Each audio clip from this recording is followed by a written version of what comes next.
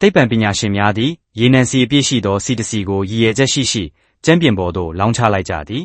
ထို့နောက်ပညာရှင်တဦးသည်တီထွင်ထားသောအဝါရောင်သွပ်ပေါင်းရည်ကိုထုတ်လျက်ရေနံဆီပေါ်သို့တစ်ဆက်တည်းလောင်းချသည်လူအားလုံးအံ့အားသင့်သွားကြသည်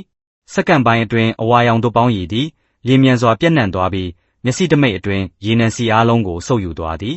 ယင်းသည်အဆီကိုစားသုံးသည့်ဘက်တီးရီးယားအထူးမျိုးစိတ်တစ်ခုဖြစ်ကြောင်းသိရသည့်တစ်ဆက်တည်းနှင့်ရေနံဆီတစ်စီလုံးကိုစုပ်ယူနိုင်လောက်အောင်အာနိသင်ပြင်းထန်ပါသည်ရုတ်တရက်ရေနံအိုင်ထဲတွင်ရက်နေသည့်အမျိုးသမီးကအော်ဟစ်လာသည်ဘက်တီးရီးယားများကသူမ၏ဖနက်ကိုစားသုံးနေစဉ်ယင်းတို့သည်အရည်ပျော်ကြလာသည်သိပ္ပံပညာရှင်ကစိတ်မပူရန်ပြောလိုက်သည့်အကြောင်းမှာသူမ၏ဖနက်တွင်ပလတ်စတစ်ပါဝင်ပြီးဤဘက်တီးရီးယားကိုရေနံထွက်ကုန်မှပြုလုပ်ထားသောမည်သည့်အရာကိုမဆိုစားသုံးရန်ဒီဇိုင်းထုတ်ထားသောကြောင့်ဖြစ်သည်မိနစ်ပိုင်းအတွင်းကျမ်းပြင်ပေါ်ရှိရေနံများလုံးဝပျောက်သွားပြီးအကျွင်းကြံတစ်ခုမျှမကျန်သည့်အပြင်ဘက်တီးရီးယားများလည်းပျောက်သွားသည်